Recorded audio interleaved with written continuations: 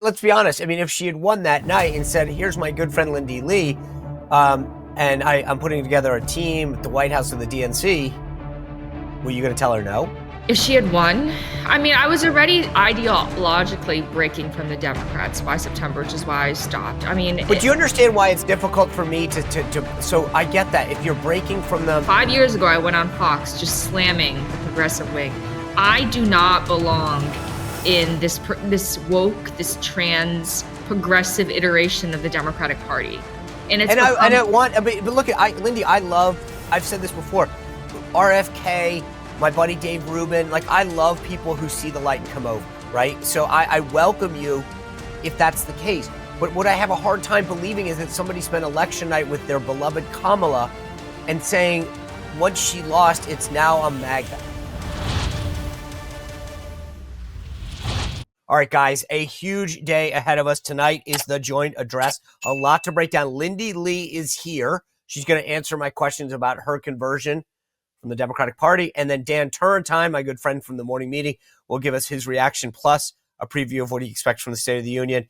If you want to know how the Dems are going to respond, I can tell you already. Here you go. When I win, I will immediately bring prices down starting on day one. That ain't true. That's what you just heard. Since day one of Donald Trump's presidency, prices are not down, they're up. Inflation is getting worse, not better. The prices of grocery, gas, housing, eggs, of essentials, it's not getting better, it's getting worse. All righty, you got that? We're all going to hear the same talking points from the same Dems. That's just the preview of the Dem response. Trump inviting some big guests to the White House tonight. You're going to have the volleyball player that was really, really hurt by a male athlete that was playing as a woman. Plus, tomorrow, we're going to have exclusive breakdown with Hogan Gidley. He is with Speaker Johnson tonight in the chamber, going to give us exclusive analysis, as well as Caroline Downey of the National Review and Reagan Reese, who's been writing a lot of great stuff at the Daily Caller about these guests that are coming tonight. The TikTok for tonight, Trump's leaving the White House at 8:30.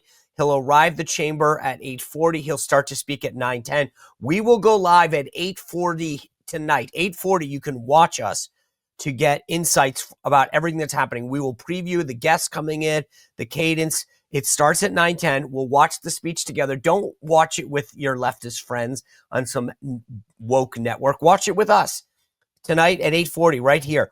And then he is scheduled to leave the White House or the Capitol at 11:20. I'm just saying, I think we're in for a long night, a long speech.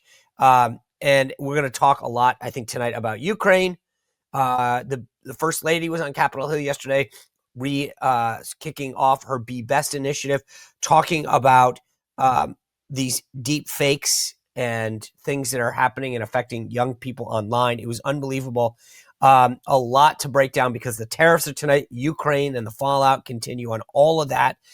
So that's going to be huge. And as I mentioned, exclusive breakdown tomorrow of everything that is happening.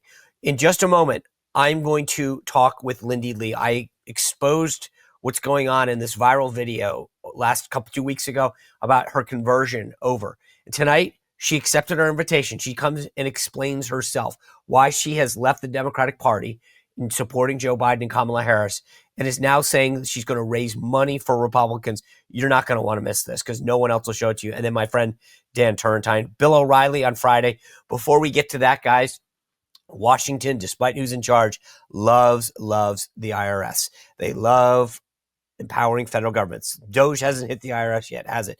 And it is the largest collection agency in the world. If you owe back taxes or have unfiled returns, don't wait for the IRS to come to you. It never, ever turns out well. Tax Network USA has a preferred direct line to the IRS. They know what agents to talk to and what agents not to talk to. This is someone that if you have a problem with the IRS, you need to be working with. They have proven strategies that have collected over $1 billion for their clients. $1 billion. They're like the Doge of the tax world. If you have a problem with taxes, files, misstatement, all that stuff, Tax Network USA are the thing. You can talk free with one of their top strategists. They will stop the threatening letters and the calls, the looking over your shoulder from the IRS. Just call 1-800-905-8000 or go to tnusa.com/Sean Spicer. Full name, one word, TN, Tax Network, USA.com/Sean Sean Spicer. Once again, TNA.com/Sean Spicer. All right, guys. Ronald Reagan said it best. Freedom is never more than one generation away from extinction. It is not passed down in the bloodstream. It has to be fought for, protected, and handed on. Those words have never felt more relevant than they do today. That's why preparing the next generation is critical. We need Americans that will lead with integrity, courage, and strong American values. This is where you enter in the Great American Legacy Leadership Program. It is a one-of-the-kind summer summit offered at the Ronald Reagan Presidential Foundation. I've been there several times. It is unbelievable. Middle schoolers, high schoolers, and families will dive into core American values, sharpen their real leadership skills, and walk in President Reagan's footsteps in the sunny library there in Southern California. As I said, I've been there every time. It is an absolute delight. This is not your typical summer camp. You go through crisis situations, acting as the president in the Oval Office. You become a military advisor in the command center. Fireside chats. It's unbelievable. Spots are limited for this summer camp. Don't miss this chance to lead with purpose. Use code SPICER25 to save 25% off. And the offer expires on March 25th. So it's coming up. Register today at reaganfoundation.org/summer. And again, use that code SPICER25. Freedom isn't guaranteed, folks. Go to reaganfoundation.org/summer. Use code SPICER25 for 25% off. All right, it is my pleasure now to introduce Lindy Li. Lindy, thanks for joining us. I appreciate you coming on. Thank you so much for having me, Sean. All right, well, I first of all, I just want to give you credit. I know when we saw this story, we put it out, I give you a lot of credit for coming and having this conversation with us. Let me just start by, I want people who don't know you, including myself, to go through your bio a little bit, right? So it's pretty impressive. You were a 4-year president at Princeton University. I think the only one to ever do that, correct? Woman. I don't know. There was a, okay. Oh, okay. I don't know if there's a man. Okay. Well, regardless, it's still pretty impressive. Thank you. Because I was thinking to myself, at first it just blew past me, and then I'm like, wait a second, as a freshman at a university, you become the president. I thought that was so, well, anyway. That's impressive at any school, never mind Princeton. And then walk me through, so when you leave Princeton, when's the first time you get involved in politics? I got involved in politics before Princeton, actually. I interned for Congressman Joe Sestak, who was my local comp. Do you remember him at all? Yeah, he was a vice admiral, a 3-star, exactly. Actually. Yeah, exactly. Little Good controversy memory there in terms of, the reason I remember him is because he ran for the Senate, but he also kept using his 3-star rank when he had actually only been a 2-star, but that's a whole nother issue. So you interned for him. Yeah, because you have to spend 3 years in grade. He didn't do that. Anyway, it's a military thing. Most people probably don't care as much about it. But so you interned for him. I'm learning something new. Thank you. Yeah, well, you know what? That's why people watch. So what happens after that? You interned for him, and then are you involved in politics at Princeton?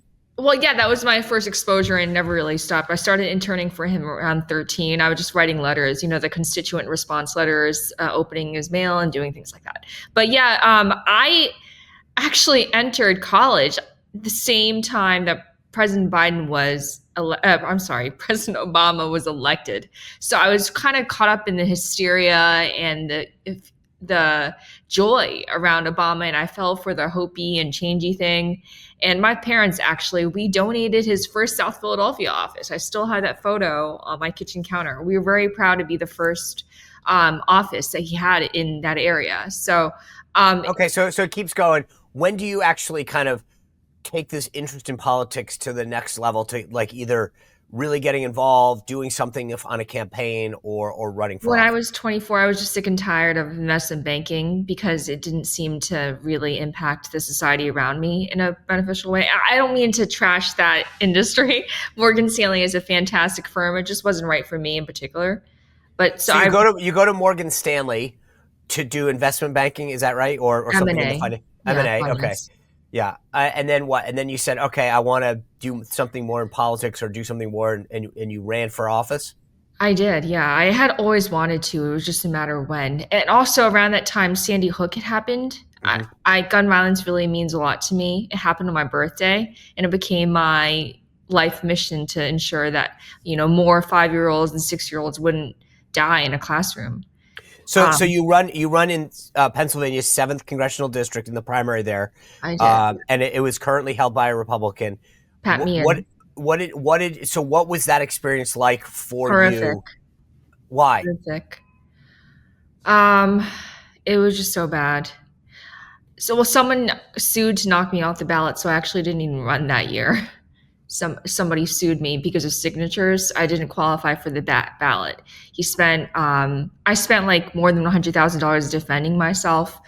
And actually, oh my goodness, Sean, one person who I paid more than $60,000 to do a poll was just indicted this year, or I'm sorry, in 2024 for the robocall in New Hampshire. Do you remember that? Oh yeah, of course. Yeah. Same guy. His name was Steve Kramer. And I found out he got indicted in the middle of the night. I was just flipping through X and I called my family. It's like, oh my God, like this guy's finally being held accountable, not for my thing, but at least for something. So there's two things though that stand out to me when you say that. Number one, so how much did you raise for that primary? 2015, it's definitely more than $100,000 because that's what my lawsuit costs. Hundreds of thousands of dollars, maybe $250,000. I ran again. So let me just start with that. That's pretty impressive. When you run for office, I tell people all the time, like you can be the greatest candidate in the world, but if you can't raise the money, you're never actually going to be able to have a viable campaign. But so that's a pretty impressive number to raise for a 24-year-old neophyte running for Congress, right? So But how did you, like, was it family and friends? Did you just naturally good at calling people and asking for money? How did you raise that money? Working at Morgan Stanley definitely helped. Okay. Yeah. But if you called me at 24 and said, Sean, we've been buddies since Princeton. I'm running for Congress at 24. Can I have $5,000 or whatever? I'd be like, Lindy, I like you a lot, but I mean, are you ready yet? Like, it's still like, I mean, I guess it's an amazing network, but was that was where you got your money from, basically? All sorts. I mean, definitely university network, the finance network. When I was at Princeton, it became known that I was going to run for office. It was just a given fact. Everybody said, okay. So and what were the issues that you cared about? Like when you ran that point in 2016? The gun violence that I just mentioned, and also the environment. These are my two issues, actually. I care deeply, deeply about the environment. My university thesis was about the environment. I'm a very Theodore Roosevelt type guy. I actually just finished the series on him, the biography. Edmund Morris. What about for a young woman coming out of Princeton? I got to imagine that like abortion and choice are big issues. I would say, well, kind of, but I cared more about the environment. That was the dominating theme for me, and it continues to be. If I were to describe myself right now, it would be a conservative environmentalist. It's just something that I'm never going to budge on. And I know I already catch a lot of flack from conservatives because of my allegiance to the Clean Air Act or the Clean Water Act, but this is just something that I care deeply about. Okay, well, and I want to get to issues in a second, but I just want to keep going through the bios so me and everyone else understands. So 2016 happens. They sue you to get you off, to kick you off the ballot. You're raising good amounts of money. Yeah. You're right. You're raising good money. Obviously, people, I would imagine, are impressed with like your energy and the ability to raise money. So where does it go from there? I never really ran. So I ran again in 2018. Okay. And how'd that go? Not well, because in the middle of the Pennsylvania Supreme Court redrew our districts and I got shoved into a district that I actually didn't even live in. So that was hard. It was an uphill climb. It was. When you say live in, just and this is where your family's from in Pennsylvania? My family's from the suburbs, but I live in the city now. So I wanted to run in the Chinatown district where I had like a natural base. But that year, I don't know if you remember, but in 2018, the Pennsylvania Supreme Court rejiggered everything. They redrew the map. Okay, so did you raise a ton of money? Was it the same issues in 2018 as it was in 2016, or how did that change? Oh, no, I ran, but I just didn't win. There were 10 candidates, yeah. But so you lost the primary? I did, yeah. And how much did you raise good money? Did you raise good money again? I think I raised upwards of $600,000. That's impressive. That's impressive. Okay. So take us from there. Like, again, I want to go through the bio before we get to issues. Sorry for boring you to death.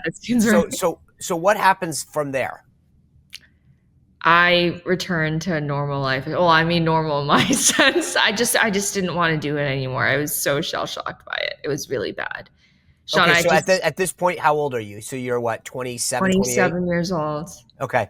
And then do you stay involved in politics at this Oh point? yeah, I mean, I love politics. I just didn't want to. I didn't want to be the man in the arena anymore, so to speak. Again, okay. Well, there are ways to stay in the arena. What is it? What does that manifest itself into in terms of? Do you get involved in campaigns? Do you volunteer? Do you raise money? What is that? I immediately. Well, my race ended in May, so I got involved in Clinton's campaign. Okay. I mean, by doing what? I'm sorry. Like what? So Pennsylvania is obviously a swing state. So exactly. What were you doing? Helping with mobilizing, organizing, fundraising, all sorts of things. Oh, especially helping with women in particular. I mean, I'm a woman, and also Asian Americans. I mentioned that Chinatown's down the street, so just helping Clinton mobilize. Okay, and I haven't been involved in a lot of campaigns. Obviously, volunteers are the backbone of any campaign. Are you like a volunteer? Are you actually on staff? Like, what's your role? No, I would never be able to. I would never be a staffer. I just wouldn't be able to do it. I don't follow instructions very well. So Hillary loses that election to Donald Trump, and then where does Lindy I was Li there go? on the Javits Center. Congratulations on that race. I remember being in New York City that night, and people were sobbing. I was there at the Javits Center. Where I was, they weren't. Oh, did you? I'm sure. I was at the Midtown Hilton. We were very happy. I'm sure, but it was so where does it go for you from there? I mean, I just kept going. Regardless of her loss, I just kept going. And eventually, so let's just paint the picture. Trump wins. I was there in the White House. A lot of women's protests. I watched you. A lot of women's protests, things like that. Are you involved? Are you? I was one of the keynote speakers for the Women's March. And what were you saying at that time? What was I saying? There's an NBC article. I actually don't. What did I? Probably gun violence. Probably. I mean, my usual stuff. The things that I care about. Okay, so let's play forward. So 2018, there's midterms. I mean, and then 2020, another election. What are you doing? 2020, I was definitely heavily involved in Biden's campaign. And what does that mean, heavily involved? I was his Asian American co-chair, I think was the title. Okay. I was also involved in the DNC. I helped to raise money for him. I traveled with him for fundraisers. I was actually with him the day after the debate fiasco with Kamala. Do you remember when she blasted him for the busing thing? Yep. So I became much more involved in Biden's campaign than I was in Hillary. Maybe it was just a matter of age too.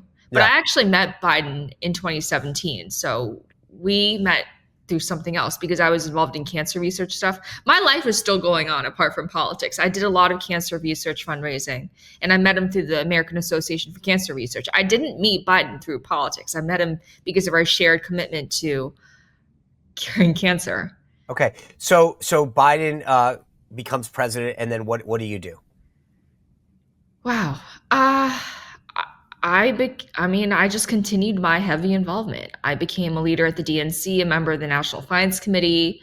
Okay, so that's actually important. Let's just stop for a second. So, I mean, you're still young at this phase of your life. Am I still young today, Sean, or am I no longer? Right, no. So, I mean, you obviously had done something well to earn that title. So they name you numbers. You had to. Put up the numbers. It's not just a title that you. So you're out there raising a ton of money, right? Yeah. Okay, and so they say, can we put you on the National Finance Committee? Is that right? Yeah, the NFC. Okay, and then I know you took a leading role in like the Mid-Atlantic area, which is where you're from. Where I am, exactly, and also with women and Asian stuff, the usual. Okay. And so is that all volunteer? Is that part of the I wasn't paid structure? For any of that. Okay. My family owns a real estate business. My mom has a company as well. During this time I was helping, even today I help my parents. Okay. And so you're a leader though, but you're I mean, I know because I worked at the RNC. I get it. So like you're one of the volunteer leaders in the fundraising on the finance team. Okay. So you're a Mid-Atlantic fundraising chair, is that right? Oh, well, no, the Mid-Atlantic was the mobilization stuff. The fundraising had nothing to do with the Mid-Atlantic stuff. That's the mobilization side. The fundraising was just nationwide. I did events everywhere. I was involved in the George Clooney, Julia Roberts one this past June. That was in Hollywood. That was in Los Angeles. Oh, yeah. So I did events around the country, including in San Francisco. I mentioned I was with Biden the day after the debate. We were in San Francisco the day after the debate. June 29th, 2019, I believe. So I did events throughout the country. It wasn't just in this Mid-Atlantic region. Okay, And so I did host Biden Harris right here in Philadelphia, including in May 2023. okay, so like I mean, I guess the point that the picture that gets painted, you're somebody like, look, I worked at the RNC. I know what it's like to have. I mean, there are regional chairs and people like this who are committed to the party, raise money. Like these are your go-to people. So let's just kind of cap this off. So what role did you play in the 2024 election? Well, something that I should mention in 2020 is this is when I emerged, I started doing media hits, and I went to war with the leftists in my party because I was so sick and tired of them. In the Bernie wing, it actually became an issue. Because there was just a huge divergence between me and the progressive wing. In what way? I was openly criticizing Bernie Sanders, and for calling him a communist. And wait, you called him a communist? I did, yeah. Okay. And but what is it that you don't like about? I mean, let's actually start. But what did you like about like Biden, for example, or because Harris? He was moderate. I thought he was reasonable, but I mean, we can talk about it later. But it was definitely a bait and switch because the Biden that I campaigned for was not the Biden that governed. There was a sharp contrast, and that's a. But Lindy, I would argue. Look, this is where I want to get into the politics. Biden literally campaigned in 2020 as, quote, the most progressive president ever. That was what he said. I wrote a book called Radical Nation about it. I mean, like he said, I will be the most progressive president ever. He talked about packing the court, about abortion, all these things where he said, I will be, and this is a direct quote, the most progressive president ever. Well, Sean, I get that. From my perspective, we all rallied around him after New Hampshire where he finished in 5th place. Remember, it was a resounding defeat. We all rallied around him because we were so terrified of Sanders, like the moderate wing, the donor class of the party. We did not want Sanders because he was way too progressive. Fair. Okay. And that's fair. I get that. But at the end of the day, I mean, Joe Biden's never, I mean, he was the best in a bad lot. Do you understand? Okay, because fine. Fair, like, yeah. Gender affirming surgery and everything. It was right. Just... So let's keep fast forwarding. Biden, announces he's running for re-election. Where are you on that? Oh my gosh, yeah. And he was running for re-election from the very beginning. He told people a different story, but he wanted a second term right from the start, to be very clear. Okay. And so where's Lindy Li with respect to that 2024 campaign? Are you oh my goodness, still raising money? Are you still helping? I was, but increasingly unhappy about it because Biden was obviously not able to run. I mean, yeah. Okay. So fair enough. But then eventually Biden, drops out in July of last year. Yeah. July 21st. And where are you on the Kamala train at this point? Well, the NFC actually is a DNC organization. So we NFC? automatically flipped. The National Finance Committee, the thing that we just talked about. It became the Biden-Harris campaign became the Harris campaign overnight. It was the same entity. So all of us got rolled over. And I was with Biden the night of the debate. Most of the NFC leaders were. And again, people were crying. People were in shock. I don't know why they were in shock, to be honest, because Biden, his brain had been melting for some time, with all due respect. Yeah, I think it was obvious to any, right. But I actually didn't know it was that bad. I've had a lot of interactions with him, but up until that point, I didn't know it was that bad. Well, I mean, I guess when he dropped out on July 21st, you tweeted, "I'm so proud of him. He's one of the greatest presidents in our nation's history." Were you happy? It was a classy thing to do since he was already on the out. Okay, so Kamala takes over. I think there's no question where she is on the ideological scale, right? I mean, she's wherever she needs to be to win. I don't think she actually has a. I wanted to give her a chance for the first month or so. It seemed like she maybe could pull it off, but then we were clamoring for her to actually talk to the media, but she just wouldn't. She hid it. But where do you think about her? I mean, issue-wise, she's no question to the far left of Biden. It gives me goosebumps a little bit. And you're still raising money. You're part of the National Finance Committee. I stopped raising in September, by the way, because we can talk about that. But I just couldn't anymore. In September, I stopped. But before that, there were 2 months, right? I really wanted to give her a chance. Over the Okay. past 4 32 days out from the election, you tweeted this. What are you doing to elect our beloved Kamala? Yeah, I was just gonna say over the past 4 years, she and I have developed a rapport. These are my friends. They are my How many times did you meet her? Like a 10, more 20, than I 100? can count. More than Really? I can count. Every time she came to Philadelphia, I was invited. Every time there was a major event at the Naval Observatory, I introduced her to people that I love. I introduced Biden to people that I love, in addition to my dad. So yeah, it's really hard, Sean, actually, because these people and everyone in the But do Democrat. you understand, Lindy? I guess what I'm trying to understand is that you went from talking about your beloved Kamala to calling out President Trump as a racist and terrorizing the Capitol and committing treason. And that's, by the way, in January of this year, 126, a year ago. You're calling him out for this. 2024. Right. So when does it suddenly? I mean, it seems like on election night. Where were you on election night? I was with she never came out. I was supposed to be with her, but she never came out. Okay. So you're with her on election night, and obviously, hopefully, I would assume to celebrate a win. Well, no, I stopped fundraising for her in September and was kind of going through the motions at that point. But let's be honest. I mean, if she had won that night and said, "Here's my good friend Lindy Li, and I'm putting together a team at the White House of the DNC," were you going to tell her no? If she had asked me to work for the White House? Yeah. No, I don't want to work for the government ever. No, okay, no. But what if she said, "Lindy, I need you to be national finance chairman or something at the DNC for me"? If she had won, I mean, I was already ideologically breaking from the Democrats by September, which is why I stopped. I mean, but do you understand why it's difficult for me to? So I get that if you're breaking from them, but then you're Sean, out there. I do want to say, over the years, there is a paper trail. You can just Google my Fox News appearances, including in July of 2024, where I self-identify as conservative. 5 years ago, I went on Fox just slamming the progressive wing. I do not belong in this woke, this trans progressive iteration of the Democratic Party.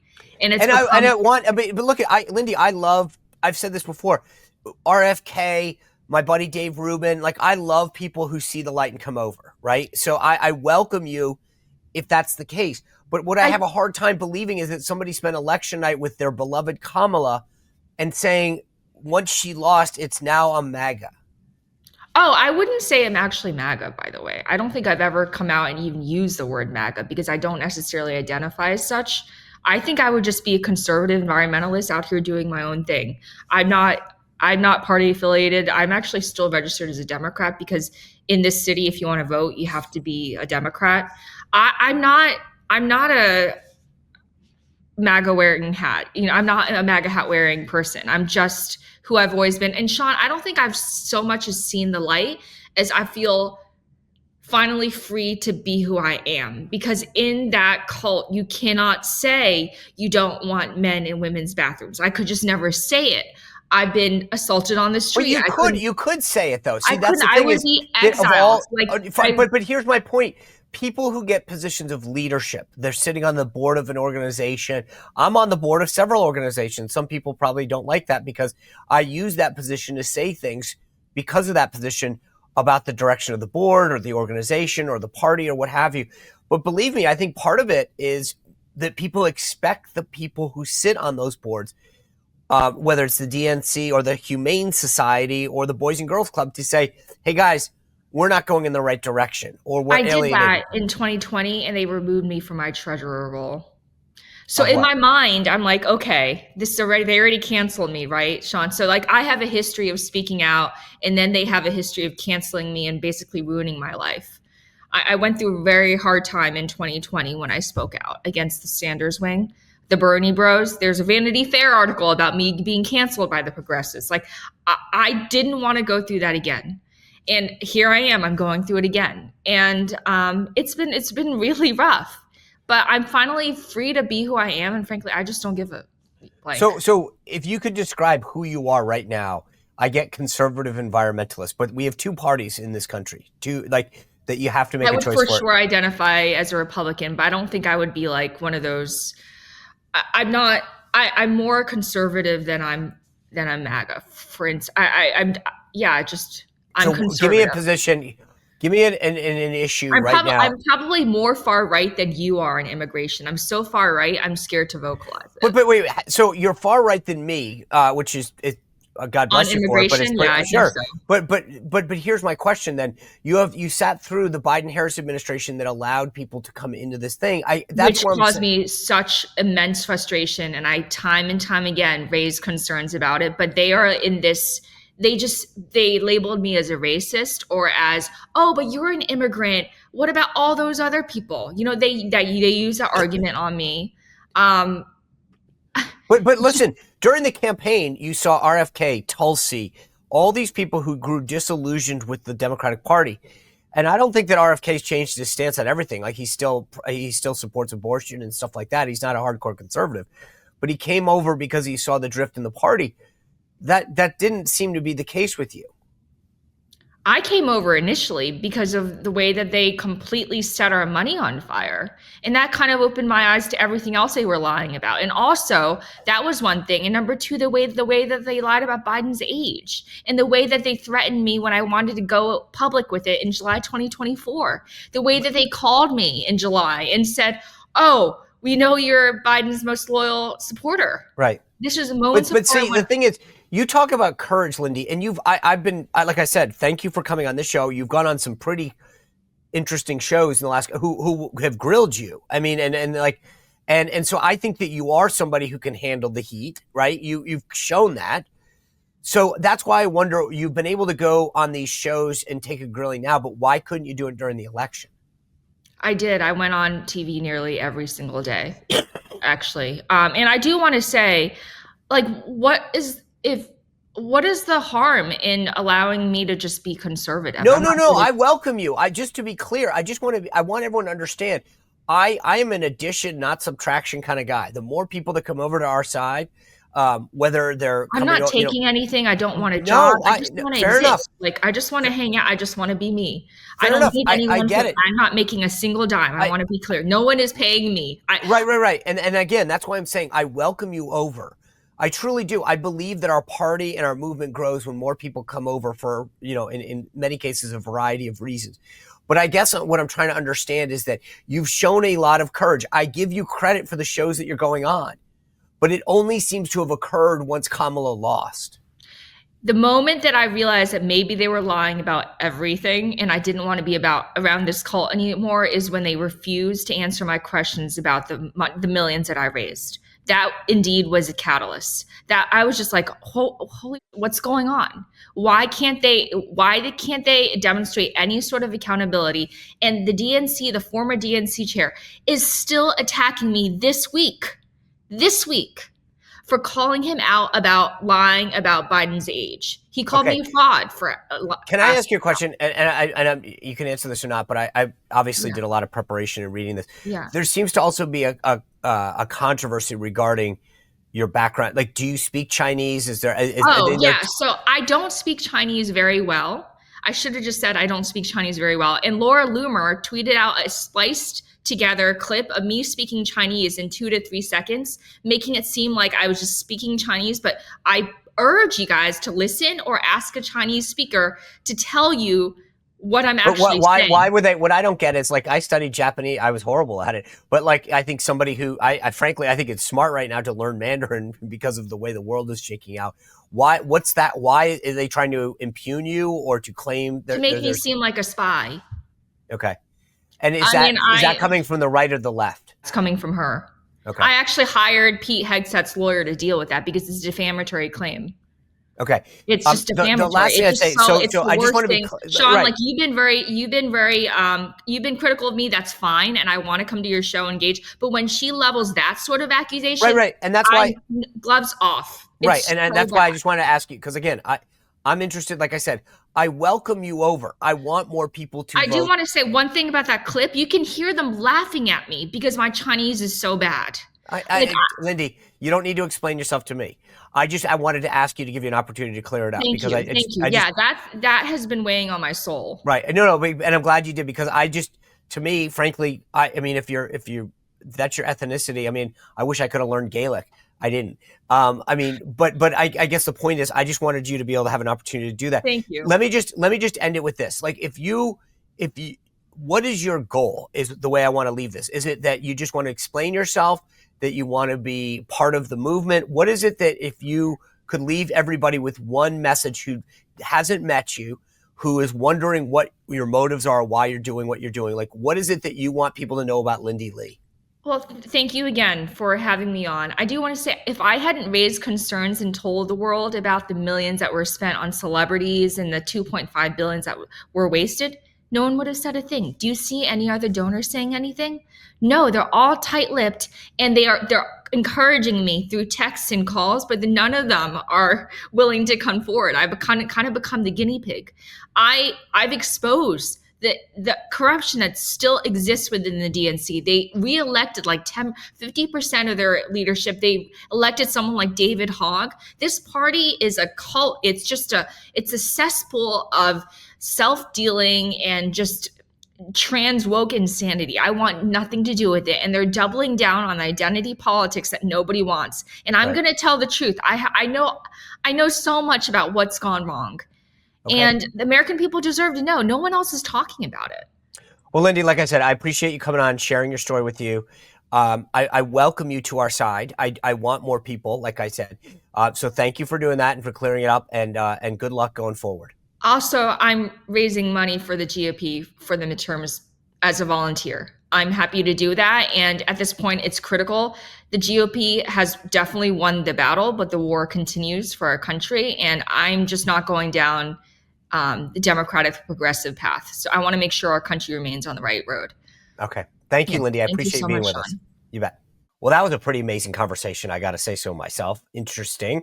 Dan Turrentine is going to join us right now, my co-host on the morning meeting, to give us his reaction, plus a preview of the State of the Union. Before I do that, I want to talk to you about another great guy in my life. His name is Leo Grillo. He is the founder of Delta Rescue. I've told you this before. Leo rescued one abandoned Doberman named Delta. Dedication to everlasting life and animals. And what started as one dog being rescued has turned into the world's largest sanctuary, no-kill sanctuary, not a shelter, not somewhere looking to adopt dogs, cats, animals, horses. No way.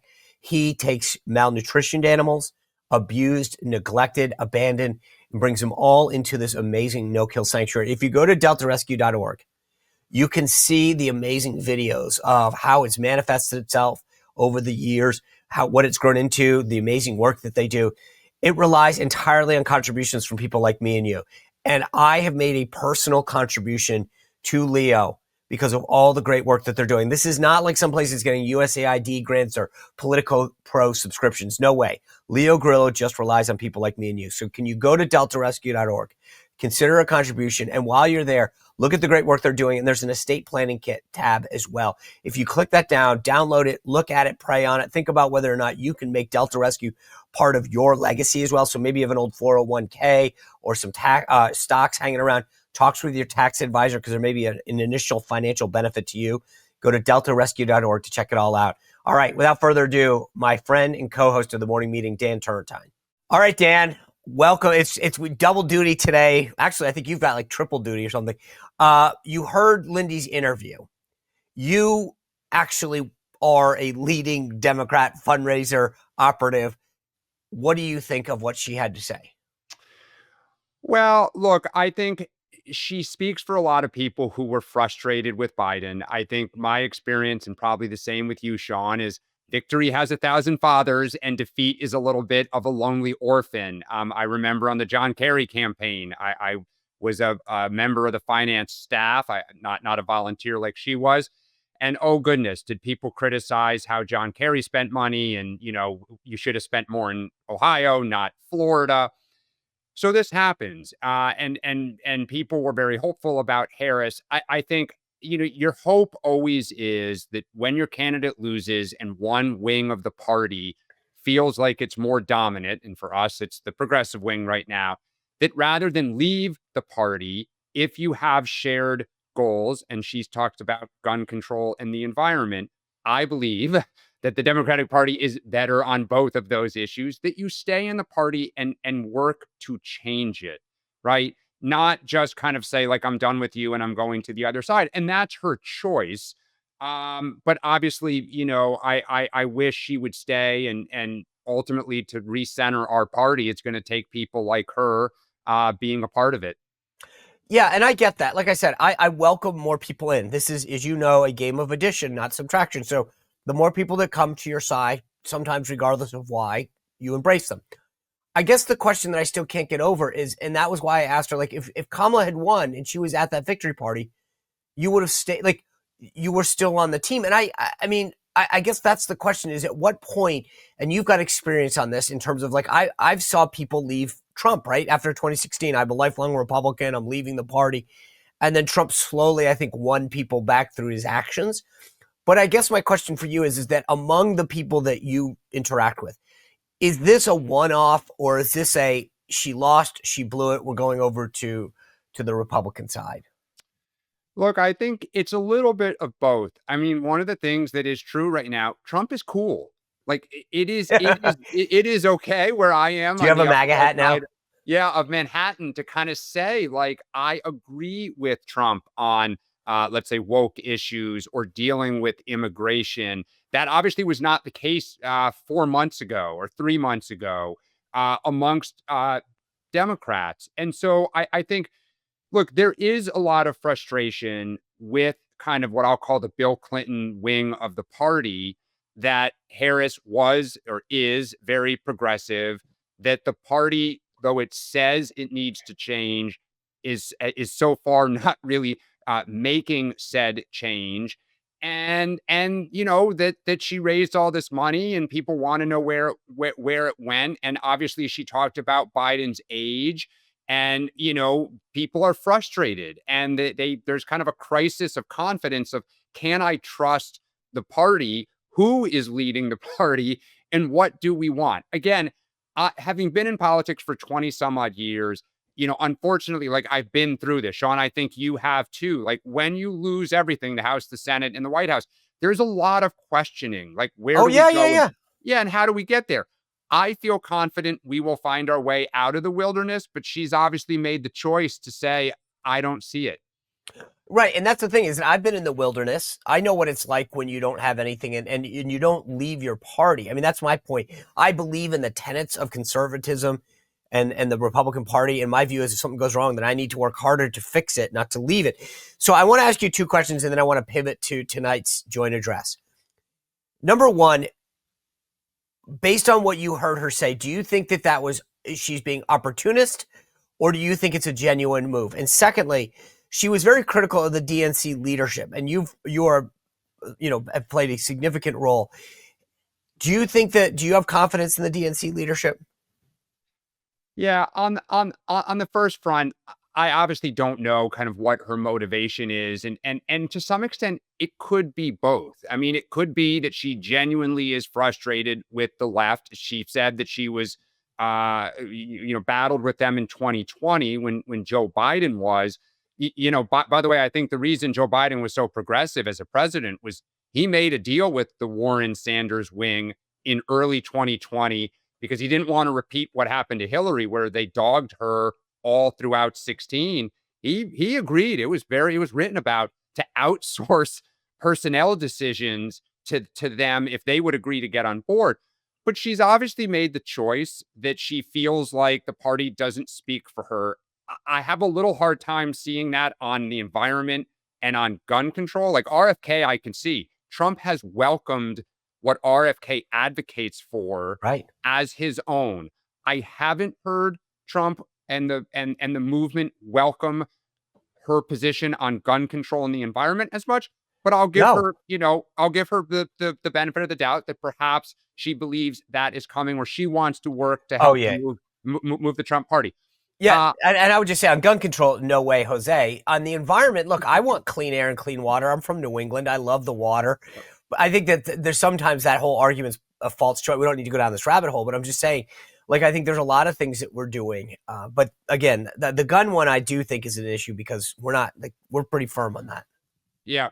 And what was your second question? I'm just, sorry. do you have, I mean, she was very critical of the DNC leadership.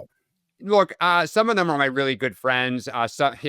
You can say this is good or bad. Some of them were there when I worked there, almost 20 years ago, and they're still a part of it. Look, the DNC leadership at the end of the day does not make policy. They really don't even set spending decisions in a presidential. The candidate and his or her campaign, basically, the DNC is, speaks when spoken to. So do I have confidence that they know how to raise money? Do I have confidence that they know how to help the state parties kind of organize and fund and clean up the database? Yes, I do. Do I think the party has room for growth? Absolutely. Do we need to modernize our capabilities? Yes. But look, you know this, Sean, it's a tough job to kind of go in-house, so to speak, full-time, be the executive director, be the chief of staff, the communications director. Like, I give credit and respect people who make that decision to kind of sacrifice a little bit. And I hope that political leaders emerge that will have a compelling message and be kind of nimble candidates. And the DNC will be the backbone of those people. All right, let me switch to tonight. President Trump, in my opinion, always rises to big occasions. He gives great speeches. How much do you guys, what do you want to see tonight? How much do you care? And what do you guys think your party's response should be? Yeah, look, I agree. He's a great political athlete and he's a big game player. He relishes the spotlight, the audience. He obviously understands kind of production and visuals and how to kind of give a speech that gets the crowd going. I will be curious. I think we're going to hear a lot of promises made, promises kept, and he's going to recite the accomplishments on immigration and DEI and just all the change that he has implemented in these first, 2 months or so here. What he hasn't publicly spoken about as much, which I think was a huge part of his victory, was on inflation and on the economy. And yes, it's only been 6 weeks. The guy's not going to, bend the arc of the economy that fast. But voters are impatient. They were impatient with Joe Biden. They are impatient and beginning to show signs of frustration.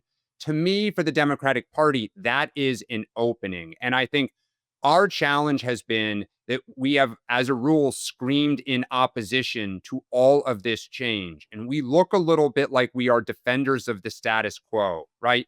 In my opinion, some of what DOGE has done is common sense. And we should just say it and build trust with the electorate. When we scream that we don't like the fact that Elon didn't give 30 days notice or that every single cut is wrong, voters just kind of tune you out. And so I think if we can stay focused in our response, focused on the economy, it's making the best of what is a tough situation when you're in the minority and you're opposite or going after a primetime star. Yeah. And I think this is going to be a big, big game for him tonight to play. Dan Turrentine, always appreciate it, guys. As a reminder, tonight at 8:40, we go live. So tune in right back here at the channel. We'll talk about who the guests are, what's coming in, do some quick highlights, and then obviously give you some analysis afterwards. So stay with us tonight, 8:40. Tune in live to the YouTube channel. We'll stream that whole thing. Tomorrow, we're going to break it all down with Hogan Gidley, who's there tonight with Speaker Johnson, Caroline Downey of the National Review, and Reagan Reese, who wrote those preview stories about the First Lady's guest. We're going to have it all for you tonight. My newsletter comes out, SeanSpicer.com. We'll see you back here tomorrow on The Sean Spicer Show. Thank you very much for being with us. Well, if you enjoyed this content, make sure to like this video, subscribe, and click the notification bell to get more.